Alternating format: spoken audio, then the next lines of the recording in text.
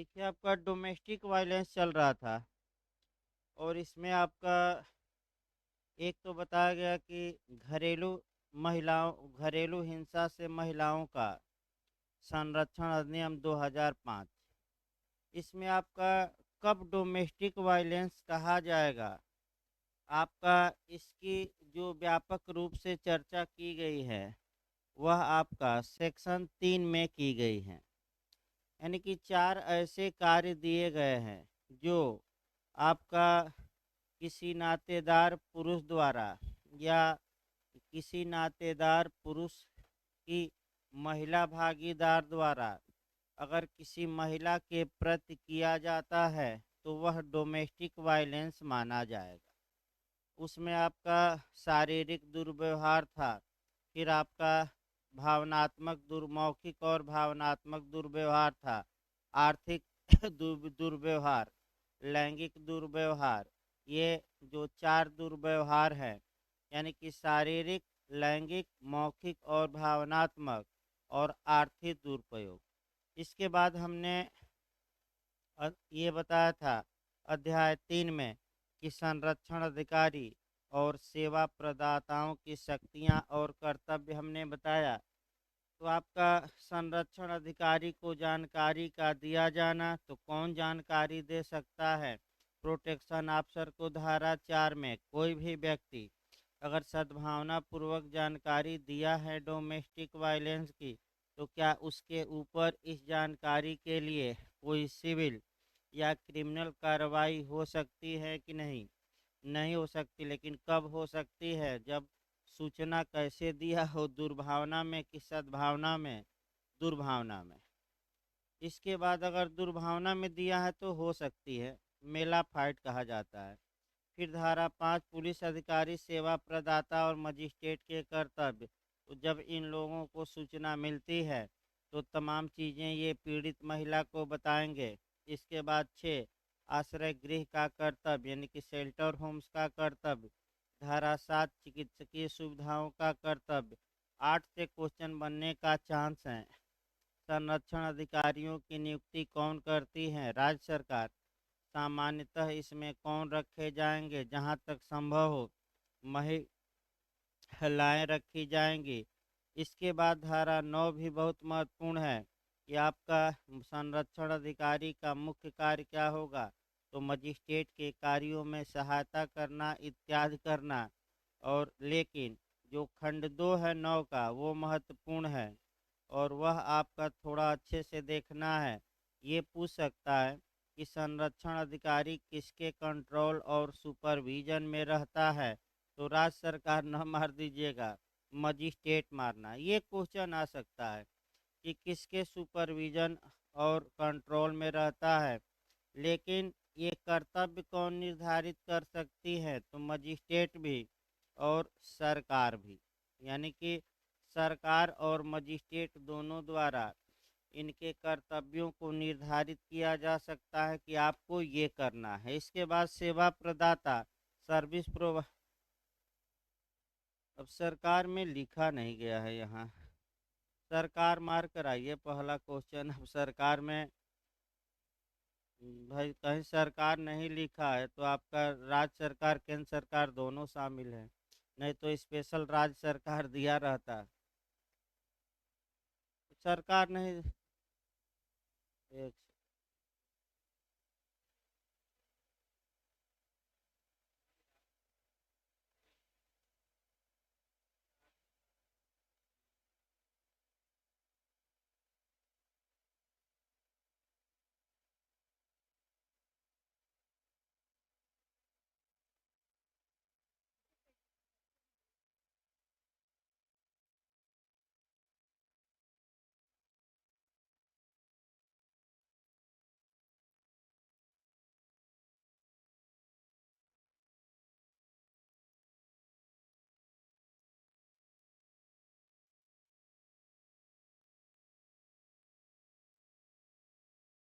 नहीं, कहीं नहीं दिया भाई, 37 है लेकिन वहाँ भी केंद्र सरकार नियम बनाती है, वहाँ भी आपका धारा 9 का क्लास।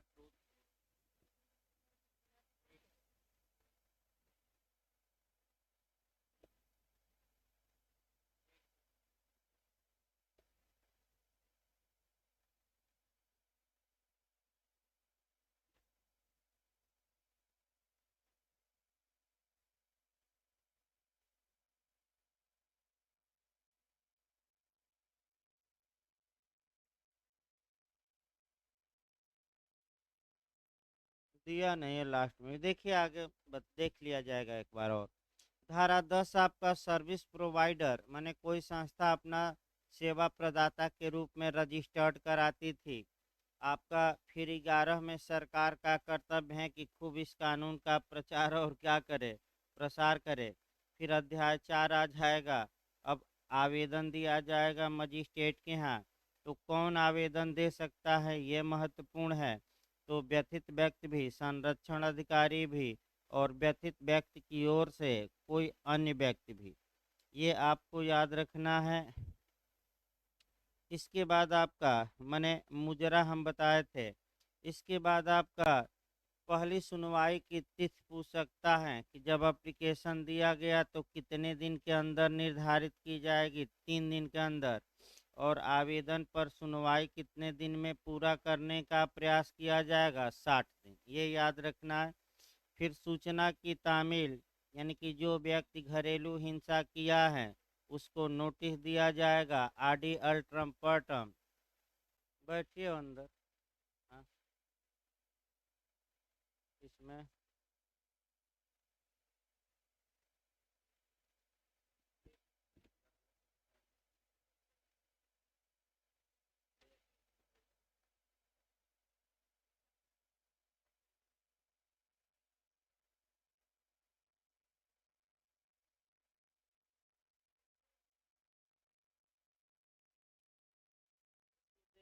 परिभाषा से भी, इसको हम देख कर बताएंगे, अभी रहने दीजिए इस भी बात को।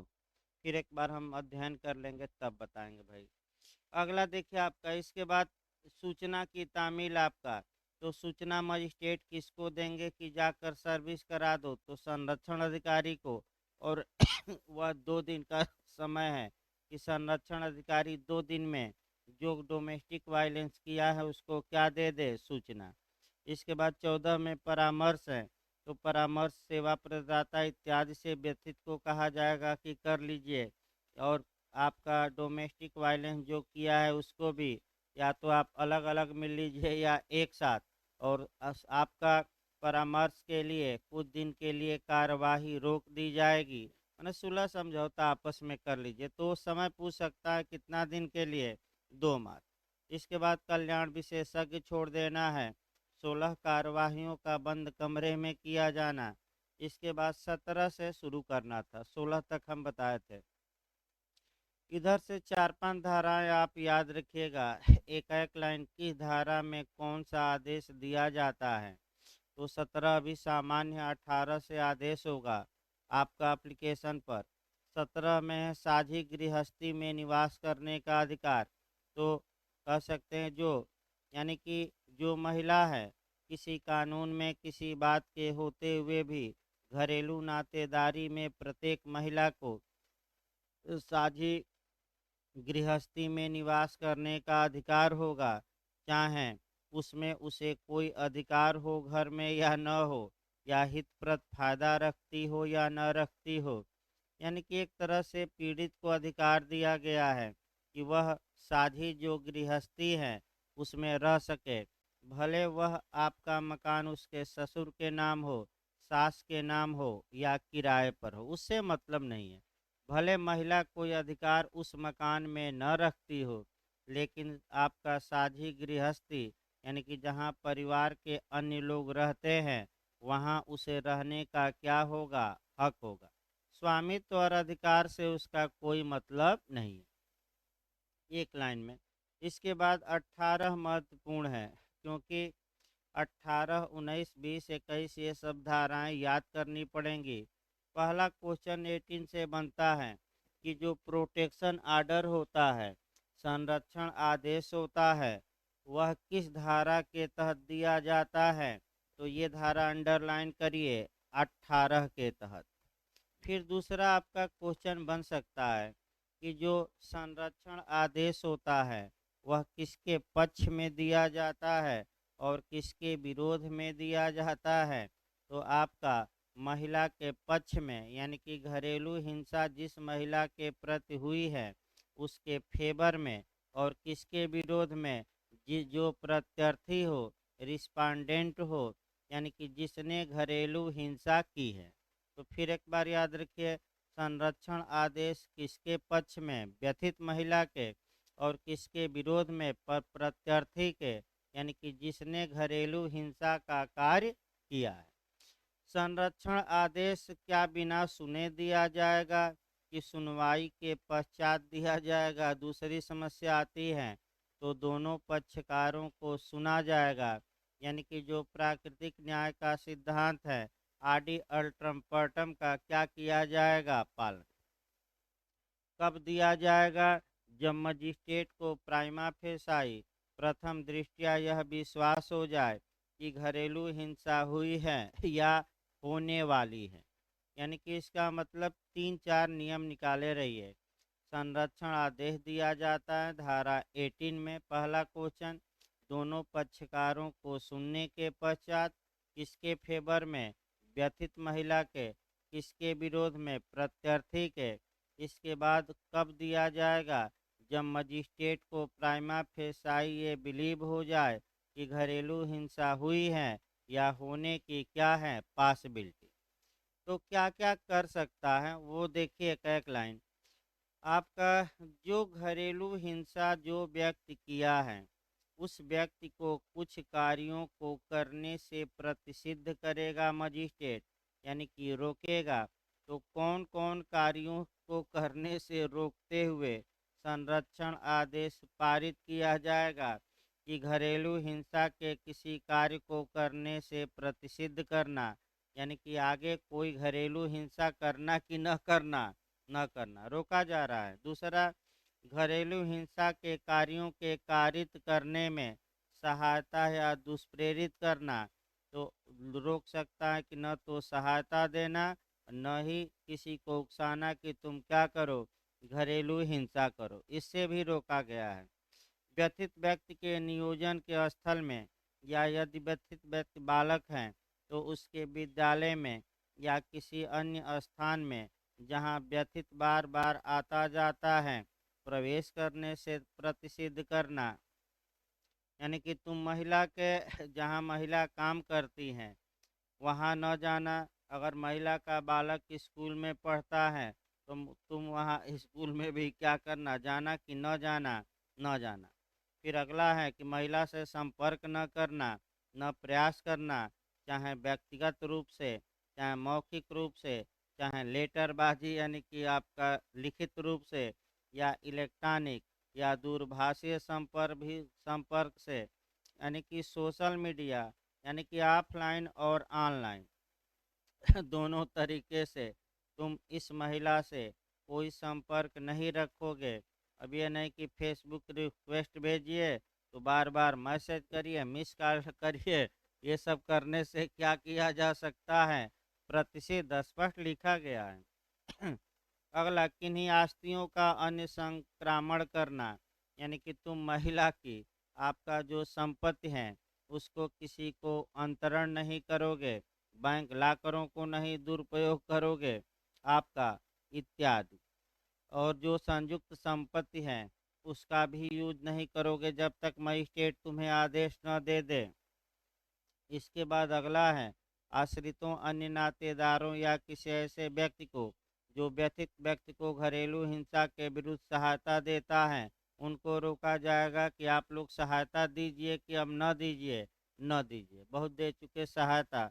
और अन्य कोई कार्य जिसे संरक्षण के लिए आवश्यक समझे, तो ये किसको रोका जा रहा है, जो घरेलू हिंसा का कार्य किया है या करने की क्या है संभावना। अभी किया नहीं है क्योंकि दोनों हमने बताया, या तो किया है या करने की क्या है संभावना। तो धारा जरूर याद रखिए, शुरुआती दौर के 2-3 पॉइंट याद रखना है कि प्रोटेक्शन आर्डर किस आपका कह सकते हैं कि धारा में 18।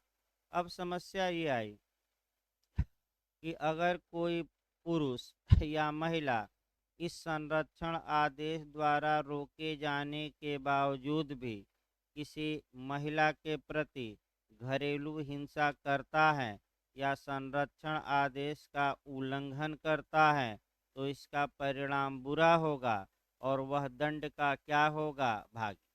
तो 18 का उल्लंघन करना अभी हम आगे बताएंगे क्या है, दंडनीय। अगला आइए 19 आ जाइए।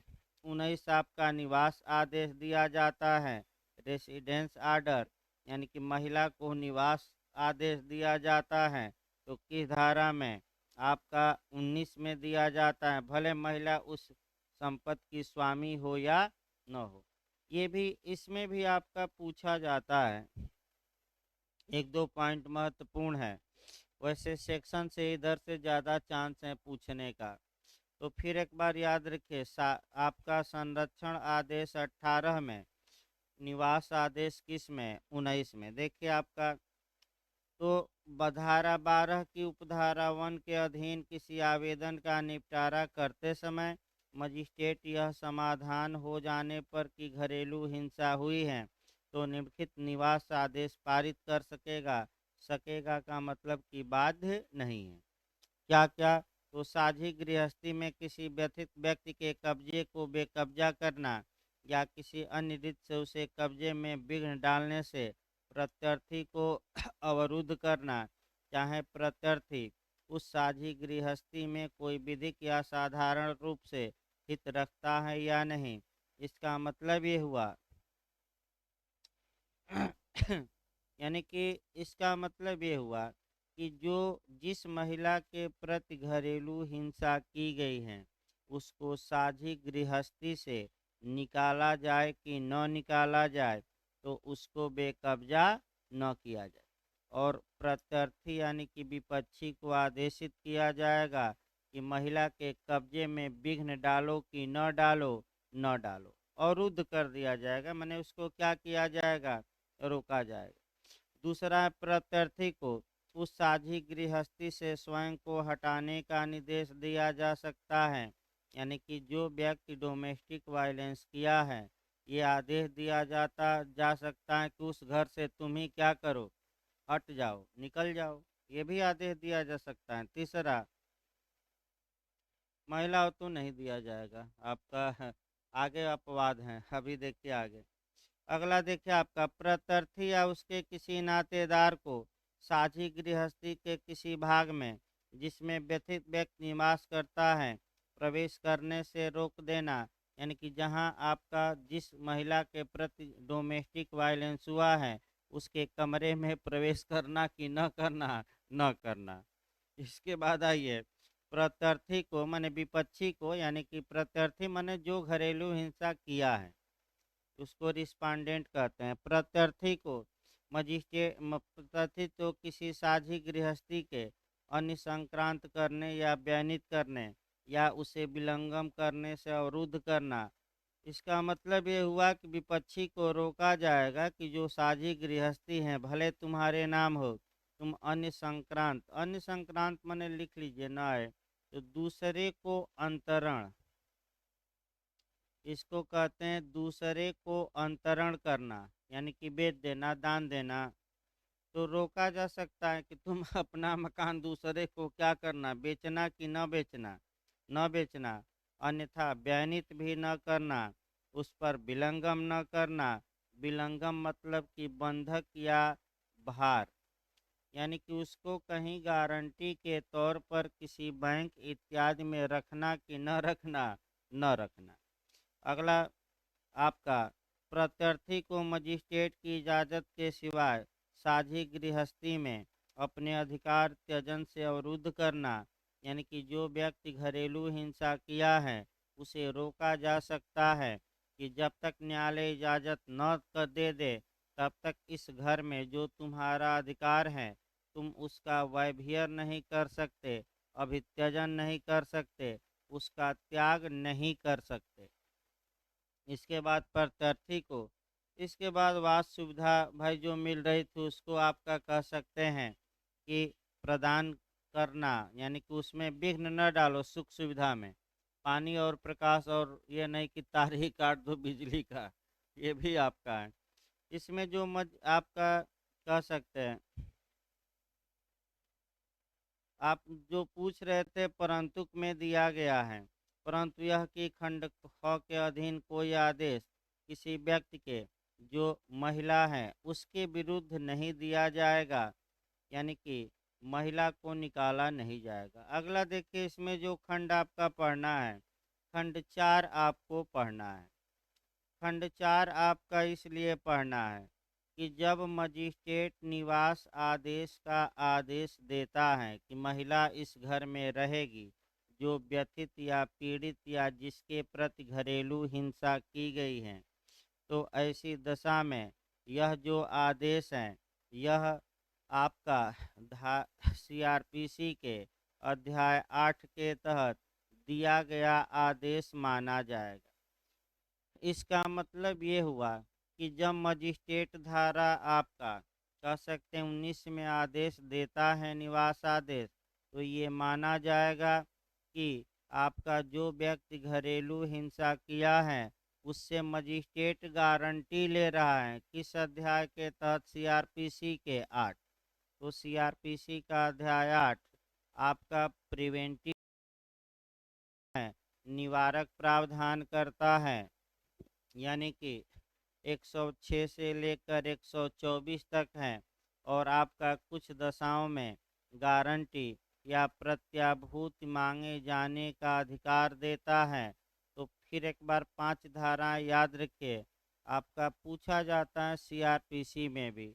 106 में दोष सिद्धि पर दोष सिद्धि पर प्रतिभूति ली जाती है। 107 में हाँ परिशांत के लिए, 107 में अन्य दशाओं में परिशांत के लिए, 108 में राजद्रोहात्मक बातों को फैलाने वालों से, 109 में संदिग्ध व्यक्तियों से और आभ्यासिक अपराधियों से, 110 प्रक्रिया 111 से 124 तक में दी गई है। तो जो निवास आदेश दिया गया है, तो ऐसी दशा में इसका मतलब ये हुआ कि आपका जो घरेलू हिंसा किया है वह गारंटी दे रहा है कि हम शांति भंग नहीं करेंगे। जैसे ही कुछ किया तो आपका अध्याय 8 के तहत भी उस पर क्या हो सकती है? सीआरपीसी के कार्रवाई। ये भी याद रखिए, बहुत महत्वपूर्ण है ये भी। इसके बाद धारा 20 आ जाइए। आपका 20 ये है धनी आदेश। धनी आदेश यानी कि मोनेटरी रिलीफ देना, यानी कि पैसा रुपया दिलवा देना। तो यहाँ जो पूछा जा सकता है वह ये पूछा जा सकता है कि जो धनी आदेश दिया जाता है आपका, किसके लिए दिया जाता है, किस किस हानि के लिए धनी आदेश या धन महिला को दिलवाया जा सकता है जिसने घरेलू हिंसा किया है उससे। यहाँ आपका धारा पहले याद करनी है, और धारा फिर एक बार याद रखिए धारा का क्रम। आपका 18 में संरक्षण आदेश, 19 में निवास आदेश और 20 में धनी। ऐसे याद करिए, कम से कम इधर के मिलाने के लिए आ सकती हैं धाराएं। तो धनी आदेश देखिए, धनी आदेश अब धन तो नहीं समझाना पड़ेगा ना, पैसा रुपया। तो यहाँ जो पूछा जा सकता है, 2-3 क्वेश्चन महत्वपूर्ण है कि किस किस हानि के लिए आपका धन दिलवाया जा सकता है और उस धन की वसूली कैसे हो सकती है। 2 पॉइंट आपका समझना है। तो देखिए बैरेट की भाषा तब समझा जाए। धारा 12 की उपधारा 1 के अधीन किसी आवेदन का निपटारा करते समय मजिस्ट्रेट घरेलू हिंसा के परिणाम स्वरूप व्यथित व्यक्ति और व्यथित व्यक्ति की किसी संतान को, अब पहला क्वेश्चन आया कि धनीय अनुतोष किसको दिलवाया जा सकता है? व्यथित महिला को, उसकी संतान को, दोनों को, इनमें से कोई नहीं। अंडरलाइन हम लिखवाएंगे लेकिन अंडरलाइन बैरेक्ट पर भी करते रहिए। ऐसे क्वेश्चन बन सकता है कि धनी आदेश किसको? तो व्यथित महिला या पीड़ित महिला को, उसकी संतान को भी दिलवाया जा सकता है, दोनों को। तो क्या मार कराएंगे? दोनों को। अगला देखिए, हाँ संतान को उपगत व्यय और कारित नुकसान की पूर्ति के लिए, यानी कि जो खर्चा लगा है उस खर्चे के लिए भी धनी अनुतोष, और कारित नुकसान की पूर्ति के लिए, यानी कि घरेलू हिंसा के कारण महिला को जो नुकसान पहुंचा है उसके लिए भी धनी अनुतोष। तो यहाँ आपका ये पूछ सकता है अगला क्वेश्चन कि धनीय अनुतोष किसके लिए दिलवाया जा सकता है, तो कह दे आपका कि खर्चे के लिए या नुकसान के लिए। जो नुकसान हुआ है दोनों के लिए इनमें से कोई नहीं, तो क्या मार कराएंगे दोनों। जो कास्ट लगा है आपका इत्यादि उसके लिए भी, और जो नुकसान महिला को हुआ है उसके लिए भी। अब ये है कि ऐसे अनुतोष में निम्नलिखित सम्मिलित हो सकेंगे, किंतु यह निम्नलिखित तक ही सीमित नहीं होगी। यानी कि बहुत व्यापक एरिया है और कुछ बातें बताई गई हैं कि उसके लिए तो धनीय अनुतोष दिया ही जा सकता है। इसके अलावा अन्य कार्यों के लिए भी धनीय अनुतोष क्या हो सकता है, तो कुछ कार्यों का उल्लेख किया गया है कि इसके लिए भी दिया जा सकता है। इसके अलावा अन्य कार्यों के लिए भी क्या किया जा सकता है, दिया जा सकता। कौन कौन आपका, उपार्जनों की हानि। उपार्जनों की हानि मतलब ना आए तो लिख लीजिए आय की हानि।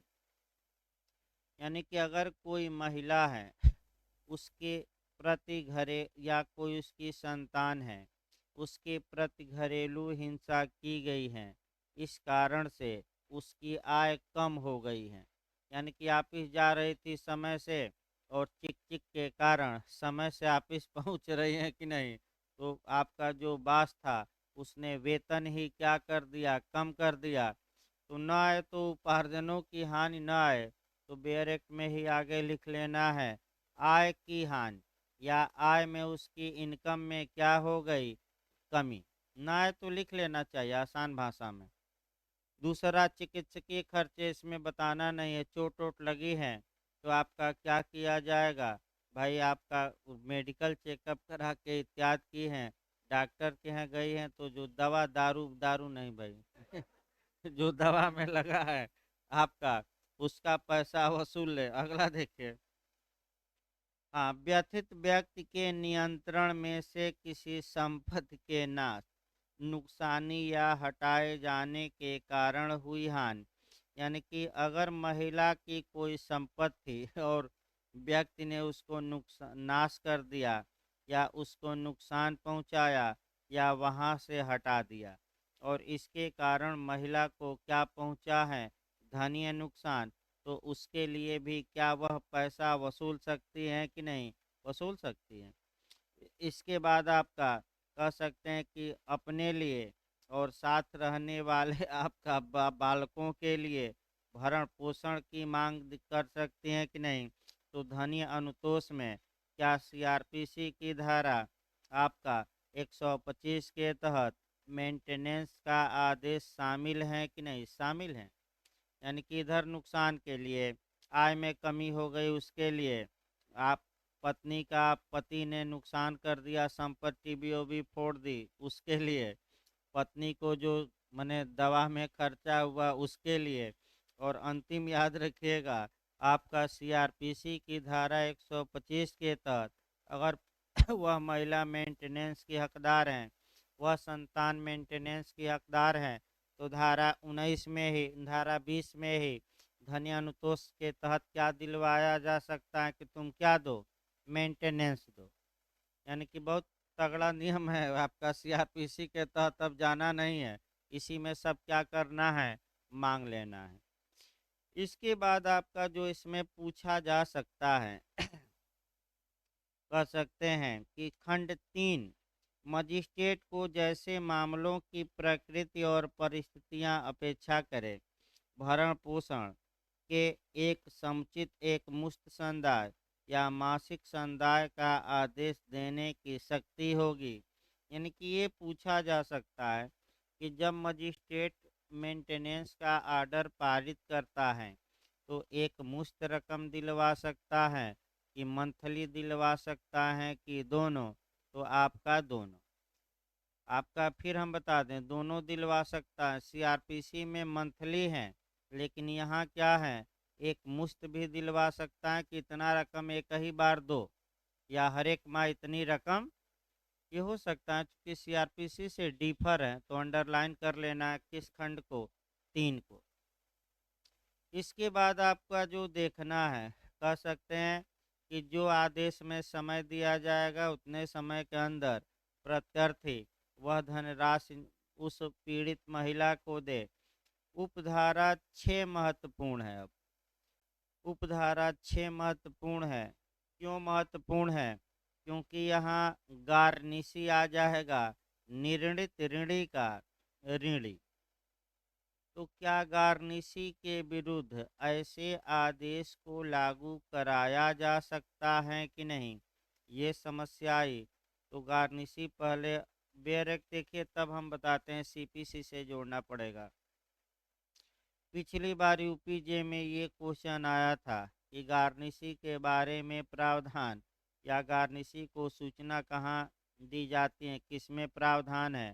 तो आदेश 21 के नियम 46 है ना, ये है कि 46।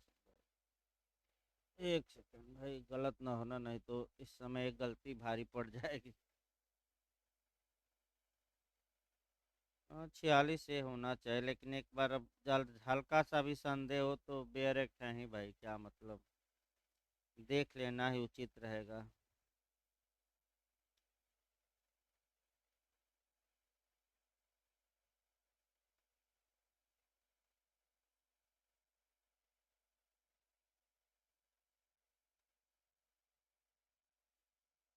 आपका आदेश 21 का नियम 46A, इसको खंड से 6 से जोड़ लीजिएगा।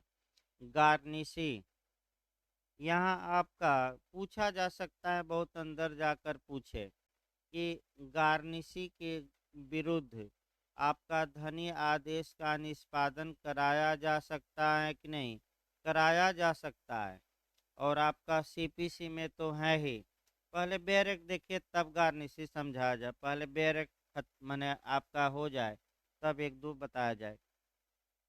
उपधारा 1 के अधीन आदेश के निबंधनों में संदाय करने के लिए प्रत्यर्थी की ओर से असफलता पर, यानी कि पैसा नहीं दिया समय जो निर्धारित किया गया, मजिस्ट्रेट प्रत्यर्थी के नियोजक को या ऋणी को, अब फिर यही पॉइंट याद रखना है कि अगर वह पुरुष, यानी कि अगर वह व्यक्ति जो घरेलू हिंसा किया है अगर कहीं नौकरी करता है तो उसके बास को आदेश दिया जाएगा, माने उसके बास को आदेश दिया जाएगा कि उसकी मजदूरी या वेतन का इतना भाग तुम क्या करो, माने कह सकते हैं कि धनीय अनुतोष के रूप में आपका पीड़ित महिला को दो।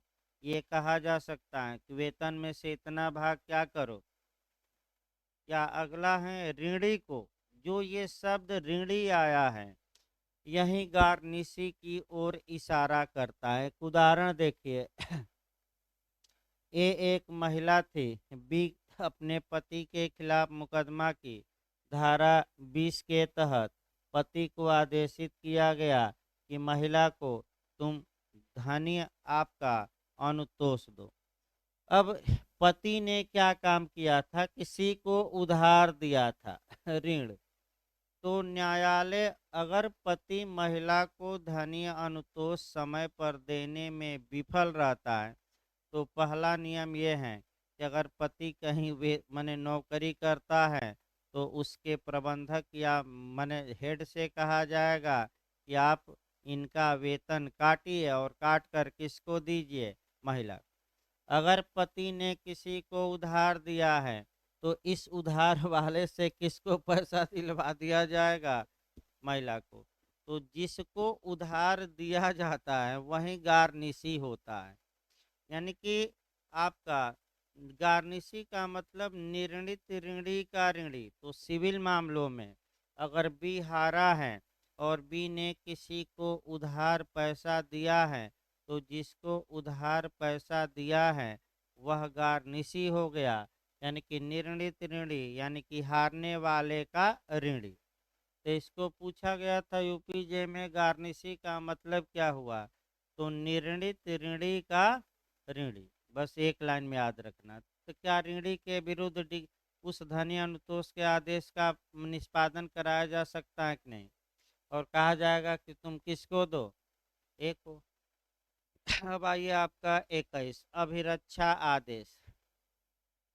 ये भी काफी महत्वपूर्ण है आपका। फिर एक बार क्रम बनाते रहिए भाई आपका। फिर हम बता रहे हैं क्रम जरूर याद रखिए। 18 में संरक्षण आदेश, 19 में निवास आदेश, 20 में धन्य आदेश और 21 में क्या है, अभिरक्षा। तो जहाँ तक बालकों की बात है आपका, बालकों की अभिरक्षा के लिए महिला आवेदन कर सकती हैं और न्यायालय उचित समझे तो बालकों की अभिरक्षा महिला को दे सकता है और या तो प्रत्यर्थी को, जो भी हो। लेकिन आपका यानी कि अभिरक्षा आपका बालकों का क्या होगा जब पति पत्नी ही लड़ गए, तो 21 कम चांस है। 22 आपका कंपसेशन आर्डर यानी कि प्रतिकर आदेश। तो अन्य अनुतोषों के अतिरिक्त जो इस अधिनियम के अधीन अनुदत्त किए जाएं, मजिस्ट्रेट व्यथित व्यक्ति द्वारा किए गए आवेदन पर प्रत्यर्थी को क्षति के लिए, जिसके अंतर्गत उस प्रत्यर्थी द्वारा की गई हरे घरेलू हिंसा के कार्यों द्वारा मानसिक यातना या भावनात्मक संकट भी शामिल हैं, प्रतिकर दिए जाने का क्या दे सकता है आदि। यानी कि धनी आदेश के अलावा कंपसेशन भी महिला मांग सकती हैं कि हमें मानसिक यातना दी गई है, भावनात्मक यातना दी गई है इत्यादि, इसके लिए हमें क्या दिलवाया जाए, कंपसेशन। इसके बाद 23 महत्वपूर्ण है, एक दो लाइन आपका। 23 ये महत्वपूर्ण है कि अंतरिम और एक पक्षी आदेश देने की शक्ति।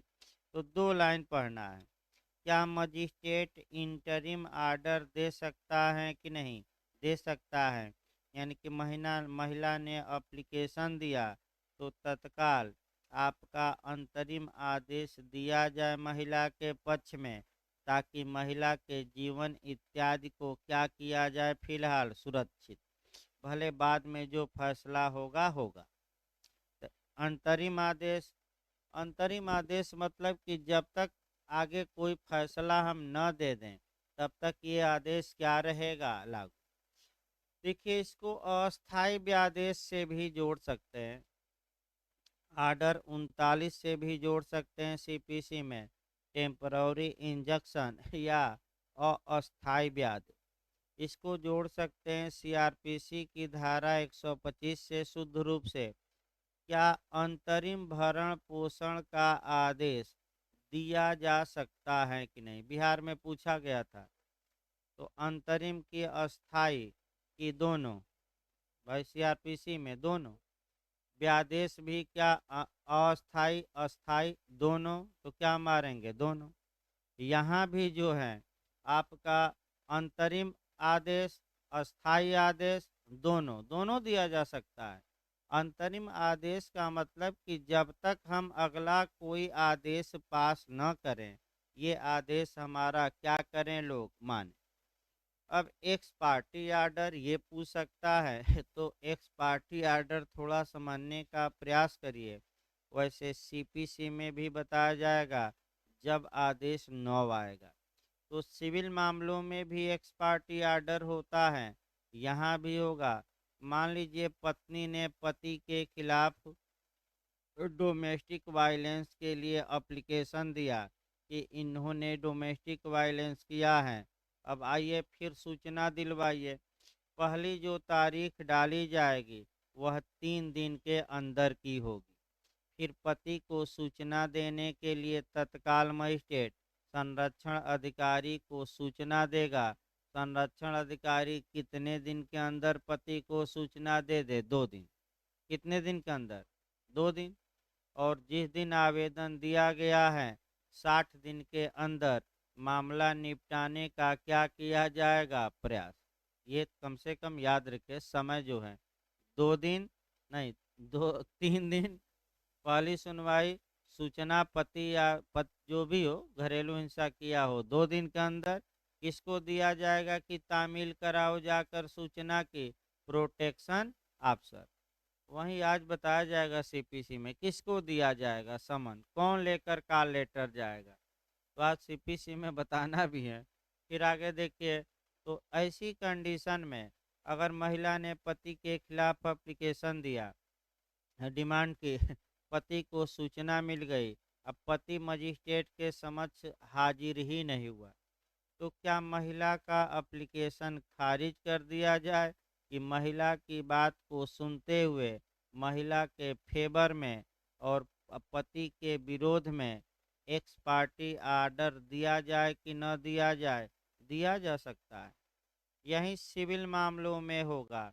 वादी ने वाद दायर किया, प्रतिवादी को समन जारी हुआ, प्रतिवादी नहीं आया, तो वादी को सुनकर उसके पक्ष में एक्स पार्टी डिक्री या एक्स पार्टी आर्डर दिया जा सकता है। तो यहाँ पूछ सकता है कि अंतरिम आदेश या एक पक्षीय आदेश आपका किस धारा में दिया जाता है? 23। इसके बाद आ जाइए आपका 24, न्यायालय को आदेश की प्रतियों का निःशुल्क दिया जाना। तो अब यहाँ क्वेश्चन बन सकता है कि न्यायालय आदेश की प्रतियों को देगा, चाहे धनी आदेश हो, संरक्षण आदेश हो, निवास आदेश हो, अभिरक्षा आदेश हो, जो भी आदेश हो, एकदम धारा 18 से क्रम से क्या करना है, एक 22 तक याद करना है। फिर तो ऐसी दशा में यहाँ एक लाइन पूछ सकता है कि मजिस्ट्रेट किसको किसको इन आदेशों की एक प्रतियां, एक कॉपी फ्री में देगा? तो ये पूछ सकता है।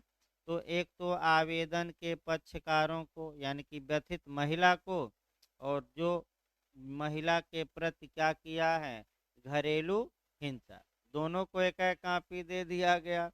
इसके बाद पुलिस थाने के भार साधक अधिकारी को देगा, यानी कि उस एरिया में जहां महिला है उस थाने को भी एक कॉपी फ्री में क्या किया जाएगा, भेजा जाएगा। एक लोगों को और दिया जाएगा, उस एरिया के सर्विस प्रोवाइडर, हाँ, सेवा प्रदाता। तो फिर एक बार क्वेश्चन यहाँ बहुत अंदर जाए तो पूछ सकता है कि निःशुल्क कॉपी किसको दी जाएगी? फिर एक बार याद रखिए, आवेदन के पक्षकारों को, दूसरा माने आपका कह सकते हैं थाने के भार साधक अधिकारी को, तीसरा उस क्षेत्र के थाने, तीसरा उस क्षेत्र के सेवा प्रदाता को, उपर्युक्त सभी को। तो हो गया धारा समाप्त आपका, उपर्युक्त सभी को। आदेश धारा 25, आदेशों की अवधि उसमें परिवर्तन। तो भाई कोई भी परिवर्तन के लिए एप्लीकेशन दे सकता है कि हजूर अब आदेश क्या करिए, चेंज कर दीजिए, हम लोग मिलजुल कर क्या कर रहे हैं, रह रहे हैं। तो ये पूछा जा सकता है कि कौन दे सकता है एप्लीकेशन? महिला कि मैंने आपका महिला जो घरेलू हिंसा हुई थी कि प्रत्यर्थी की, दोनों में से कोई भी दोनों में से कोई भी दे दे। इसके बाद धारा 26, अन्य वादों और विधिक कार्यवाहियों में अनुतोष। आपका अन्य वाद और विधिक कार्यवाहियाँ चलाइए, भले ये कानून आपका बन चुका हो, लेकिन अन्य अगर वाद चलाते हैं उसमें आपको मुआवजा मिल गया, तो कम से कम यहाँ मजिस्ट्रेट को एक बार क्या कर दीजिए सूचित कि हमें इतना प्रतिकर क्या हुआ है, मिल चुका है, ताकि जितना प्रतिकर मिला है वो मुजरा होगा। ये नहीं कि एक ही कार के लिए 10 बार आप प्रतिकर वसूल लीजिए, ये भी कम चांस है। 27 आप 27, 28, 29, 26 छोड़ सकते हैं।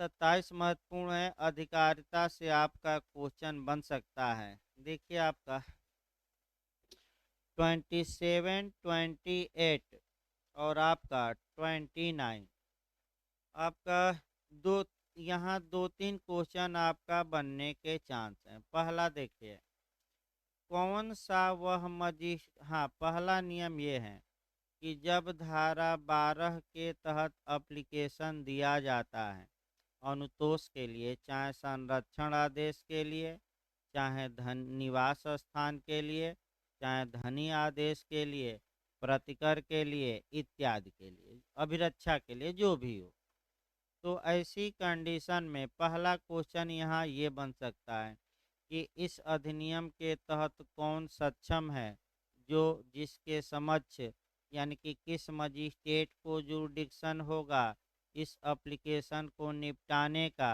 तो दो मजिस्ट्रेट पहले याद रखिए, फर्स्ट क्लास जुडिशियल मजिस्ट्रेट और महानगर मजिस्ट्रेट। ये पूछ सकता है क्वेश्चन। प्रथम वर्ग न्यायिक मजिस्ट्रेट अब महानगर मजिस्ट्रेट, प्रथम वर्ग न्यायिक मजिस्ट्रेट जिलों में होंगे और जो मेट्रोपॉलिटन एरिया होगा वहाँ महानगर मजिस्ट्रेट। एक आपका पूछा भी जाता है कि प्रथम वर्ग न्यायिक मजिस्ट्रेट कितनी सजा दे सकता है सीआरपीसी की धारा 29 के तहत, तो आपका जवाब रहेगा 3 वर्ष तक का कारावास और जुर्माना 10,000 तक। और द्वितीय वर्ग न्यायिक मजिस्ट्रेट 1 वर्ष का कारावास और 5,000 रुपये तक का, और महानगर मजिस्ट्रेट 3 वर्ष तक का कारावास और 10,000 रुपये तक का जुर्माना। याद रखिए 29 सीआरपीसी। अब यहाँ दूसरा क्वेश्चन, पहला तो मजिस्ट्रेट याद रखिए कि किस किस मजिस्ट्रेट को जुरिडिक्शन होगा, यहाँ मामला एप्लीकेशन दिया जाएगा, तो या तो फर्स्ट क्लास या महानगर। अब ये समस्या है कि क्या भारत के किसी भी प्रथम वर्ग न्यायिक मजिस्ट्रेट के यहाँ एप्लीकेशन देगी महिला? नहीं। इसके लिए आपका किस स्थान के न्यायालय को अधिकारिता होगी, तो 3 स्थान दिए गए हैं। इसको थोड़ा कोरिलेट शुद्ध रूप से करेंगे, और वह जो शुद्ध रूप से कोरिलेट आपको करना है, एक तो सीआरपीसी की धारा 177 से लेकर 189 जांच और विचारण का स्थान, और 177 से लेकर 189 सीआरपीसी कोरिलेट करेंगे। फिर आपका सीपीसी में वाद दायर करने का स्थान दिया गया है 9 से लेकर 25 तक। प्लेस ऑफ स्विंग दी गई है आपका, कहाँ से कहाँ तक प्लेस ऑफ स्विंग है, 9 से लेकर 25। वह किस स्थान के न्यायालय में मुकदमा दायर किया जाएगा? अगर क्रिमिनल मामला है तो सीआरपीसी की कौन सी धारा, 177 से लेकर कहाँ तक, 189 अभी आपका, और सिविल मामला है तो सेक्शन 9 से लेकर कहाँ तक, 25। उसी प्रकार आखिर किस स्थान के प्रथम वर्ग न्यायिक मजिस्ट्रेट या महानगर मजिस्ट्रेट के पास महिला आवेदन देगी कि हमारे प्रति घरेलू हिंसा हुआ है, हमारे फेवर में धनी आदेश, प्रतिकर आदेश, अभिरक्षा आदेश, संरक्षण आदेश, निवास आदेश इत्यादि का किया जाए पास। तो देखिए 3 स्थान है, थोड़ा अच्छे से तैयार रखिएगा, पूछा जा सकता है। व्यथित व्यक्ति अस्थायी रूप से निवास करता है, वहां दे सकता है। तो एक उदाहरण बना लिया जाए, एक महिला है मान लीजिए बनारस में शादी हुई, प्रयागराज में अस्थायी रूप से निवास करती हैं, तो प्रयागराज में वह आवेदन दे सकती हैं। या अस्थायी रूप से निवास करती हैं, इसका मतलब ये हुआ कि अगर कुछ दिनों के लिए प्रयागराज आई मैके अपने, तब भी प्रयागराज में कर सकती हैं। या कारोबार करता है या नियोजित है, कारोबार करता है का मतलब ये हुआ कि अगर महिला कोई बिजनेस करती है, मान लीजिए आपका स्थायी निवास बनारस में है और बिजनेस इलाहाबाद में करती हैं, प्रयागराज में, तो क्या प्रयागराज में मुकदमा कर सकती हैं कि नहीं, कर सकती हैं। या नियोजित हैं, नियोजित माने कोई नौकरी करती हैं चाहे प्राइवेट या सरकारी, तो मान लीजिए दिल्ली में नियोजित हैं, तो क्या दिल्ली में कर सकती हैं कि मुकदमा कि नहीं। तो फिर 4 स्थान पहले याद रखिए, कहाँ कहाँ, जहाँ वह अस्थायी रूप से निवास करे, जहाँ अस्थायी, जहाँ कारोबार करती हो, या जहाँ वह नियोजित। 4 स्थान पहला मिला, यानी कि इन 4 स्थानों के प्रथम वर्ग न्यायिक मजिस्ट्रेट या महानगर मजिस्ट्रेट के समक्ष वह क्या दे सकती हैं, आवेदन। दूसरा देखिए, प्रत्यर्थी निवास करता है या कारोबार करता है या नियोजित है। प्रत्यर्थी मतलब कि जिसने घरेलू हिंसा की है, तो वह जहाँ निवास करता है वहाँ भी महिला मुकदमा कर सकती है, जहाँ प्रत्यर्थी कारोबार या बिजनेस करता है वहाँ भी, और जहाँ वह सर नौकरी में क्या है नियोजित है वहाँ भी। यानी कि ये दूसरा प्रत्यर्थी मतलब जिसने घरेलू हिंसा का अपराध किया है, ये कार्य किया है। तीसरा देखिए, हेतुक उद्भूत होता है। हेतुक यानी कि काज ऑफ एक्शन, आपका बताया गया था, पूछा जाता है आदेश 2 के नियम 3 में, यानी कि सीपीसी का आदेश 2 का नियम 3 जोड़े रहिए। फिर हम बता दें कि वाद हेतुकों का संयोजन किस आर्डर के किस रूल में है, तो आर्डर 2 के रूल 3 कल ही बताया गया था। फिर एक बार हम आज दोहराएंगे, क्योंकि सीपीसी लगातार 10 दिन तक दोहराया जाए ताकि एकदम दिमाग में बैठे। आपत्ति भी याद रखिएगा, वाद हेतुकों के बने उस वाद हेतुकों के संयोजन पर आपत्ति की जा सकती है आदेश 2 के नियम 7 के तहत। दो कम से कम याद रखिएगा, आदेश 2 का नियम 3 वाद हेतुकों का क्या समेकन, और आपत्ति आपका कहाँ है, तो आदेश 2 का नियम 7। आपत्ति कब तक, तो सर्वप्रथम सुलभ अवसर पर या जहाँ फैक्ट इन इशू बनते हैं, तो फैक्ट इन इशू बनने के समय या उसके पूर्व, ये पूछा जा चुका है। अगला देखिए आपका तो वाद हेतुक मैंने जहाँ वाद हेतुक जन्म लिया है, इसको बताया जाएगा आपका आगे। अगला देखिए आपका जो इसमें महत्वपूर्ण है, क्लास 2 भी महत्वपूर्ण है, और क्लास 2 3 धाराएं सीआरपीसी से जोड़कर आप पढ़ेंगे। इस अधिनियम के अधीन किया गया कोई आदेश समस्त भारत में प्रवर्तनीय होगा, इन्फोर्सेबल होगा। कहाँ इन्फोर्स या लागू या निष्पादित या इजरा कराया जा सकता है, संपूर्ण भारत में। ये क्वेश्चन भी महत्वपूर्ण है कि अगर धारा 18, 19, 20, 21, 22 इत्यादि के तहत मजिस्ट्रेट ने आदेश दिया है, तो उस आदेश को कहाँ इन्फोर्स कराया जा सकता है, किस एरिया में लागू कराया जा सकता है। अब दे देगा केवल उसी एरिया में जिसमें मजिस्ट्रेट की अधिकारता है, केवल उसी राज्य में जिस राज्य में वह न्यायालय है। अंतिम दे देगा कि पूरे भारत में कहीं भी, और इनमें से कोई नहीं। तो कहाँ लागू कराया जाएगा, पूरे भारत में कहीं भी।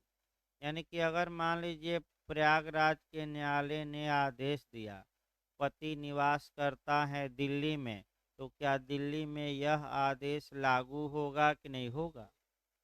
तो इस पर सीआरपीसी की 3 धाराएं जोड़िए, निश्चित तौर पे आपका क्वेश्चन एक बनता है आपका 48, 60 और 77 कहीं जोड़ लीजिए।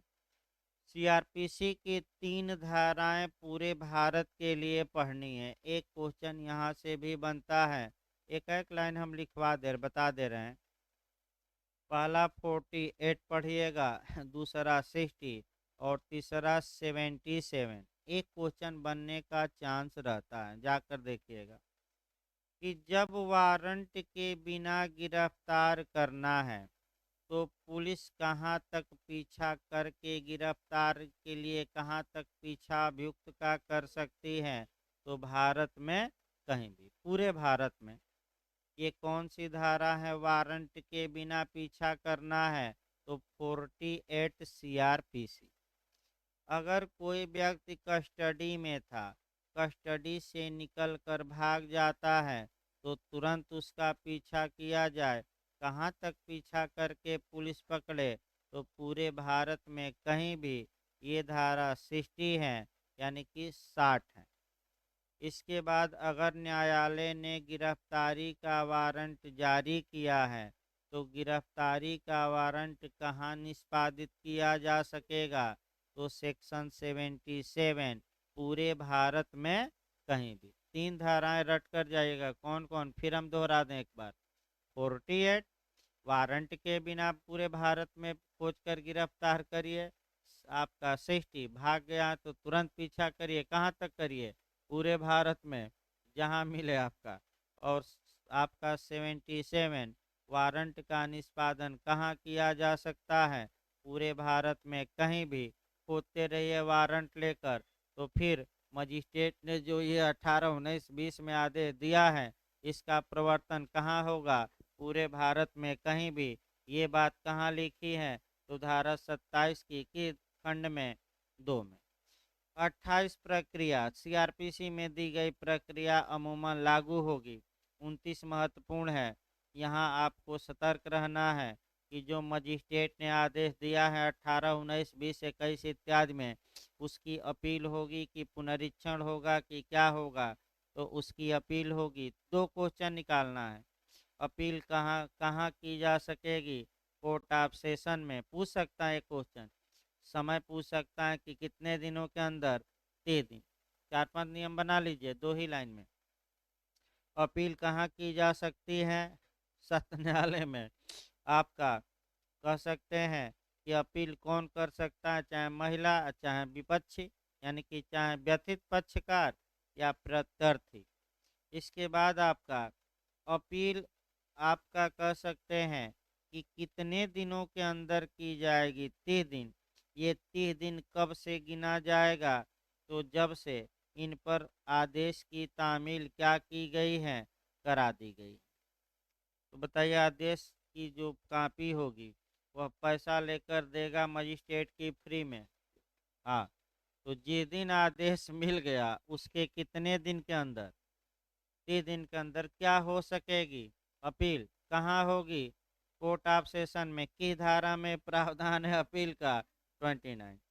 अब आइए आपका मिसलेनियस देखा जाए। छूटे फटके प्रावधान रहते हैं। मिसलेनियस यानी कि फालतू प्रावधान, लास्ट चैप्टर है, अध्याय 5। आपका 2-3 धाराएं महत्वपूर्ण है, इधर देखिए।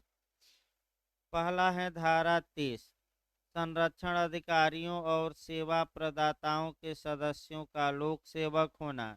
तो तुरंत आईपीसी जोड़ लीजिए। लोक सेवक कहाँ परिभाषित है आईपीसी की धारा, तो ये पब्लिक सर्वेंट होंगे।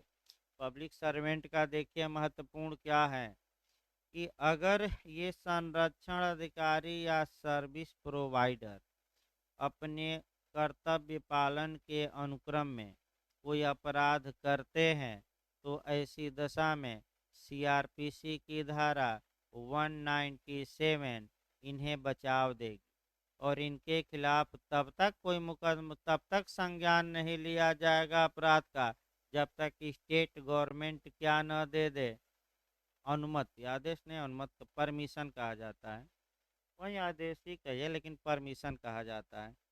ये 31 आ जाइए। प्रत्यार्थी द्वारा संरक्षण आदेश के भंग के लिए शास्ति।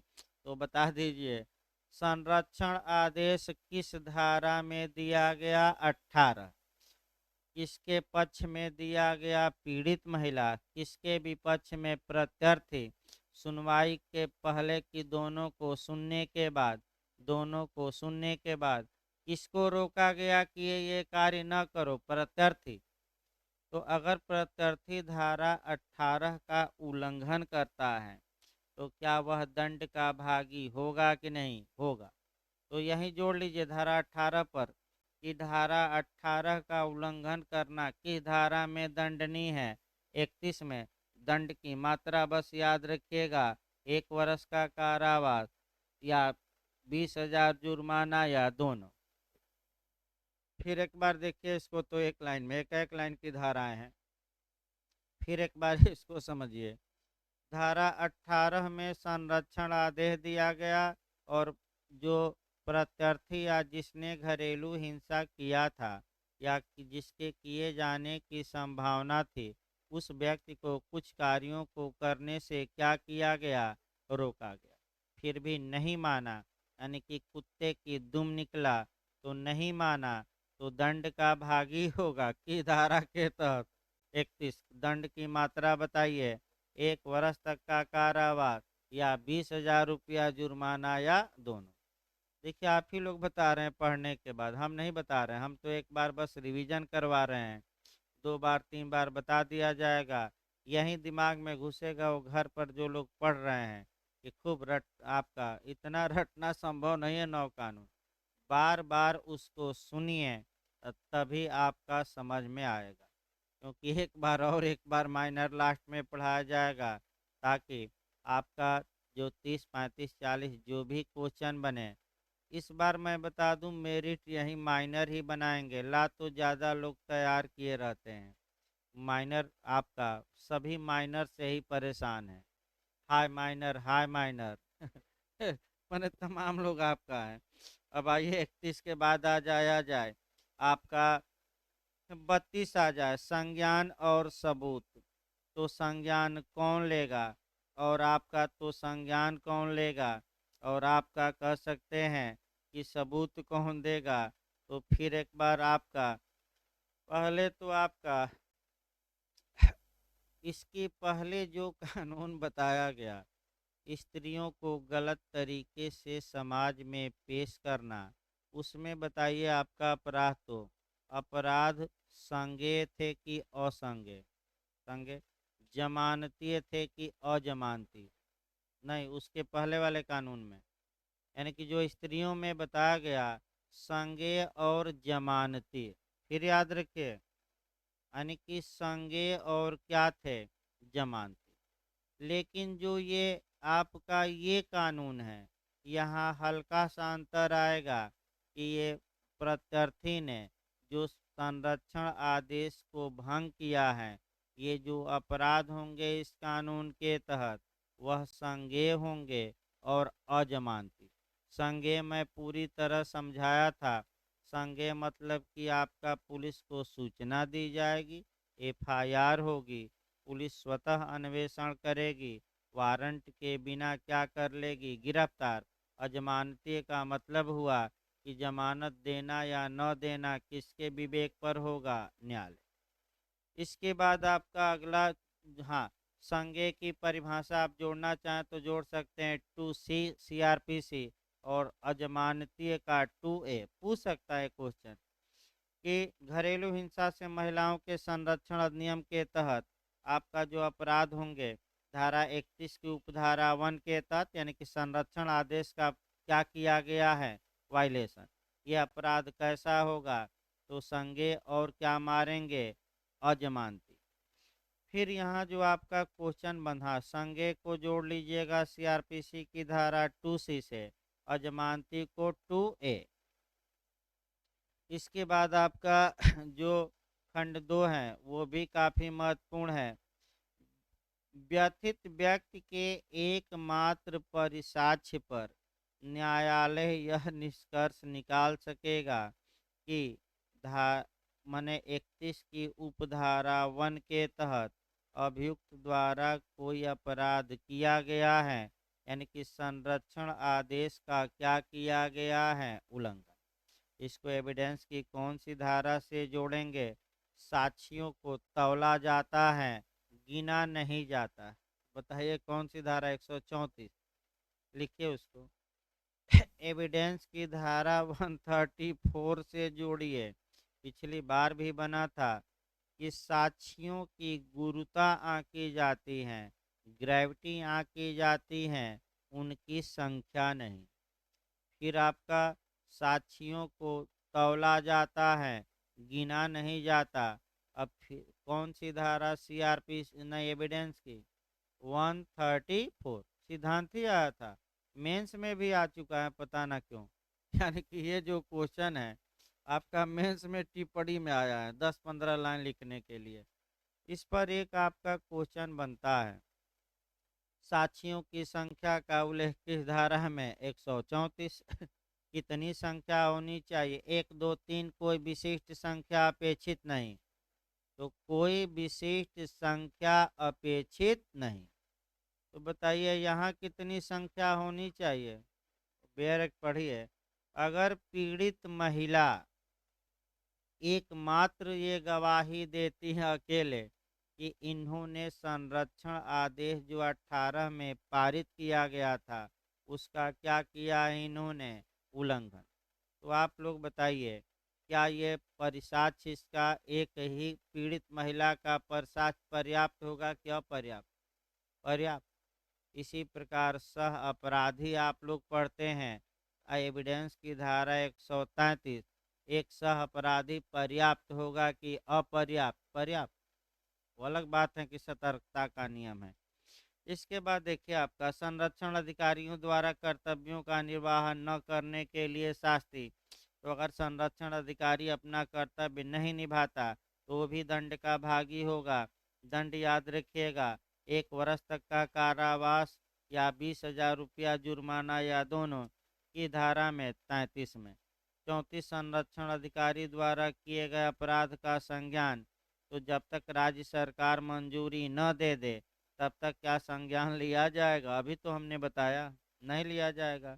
197 सीआरपीसी से इसको जोड़ लीजिएगा, आपका 34 को। धारा 34 को किससे जोड़ेंगे? 197। इसके बाद 34 संरक्षण अधिकारी 35 सद्भावनापूर्वक की गई कार्यवाही। फिर 36 37 बस एक लाइन, केंद्रीय सरकार के नियम बनाने की शक्ति किस धारा में? 37 में। ये नियम बनाए जाएंगे तो कितने दिन तक संसद के सत्र में रखे जाएंगे? 3 दिन। और संसद चाहे तो नियम क्या करे? पुष्ट करे, या चाहे रद्द करे, चाहे संशोधन करे। इस प्रकार ये कानून भी आपका समाप्त हो गया। कल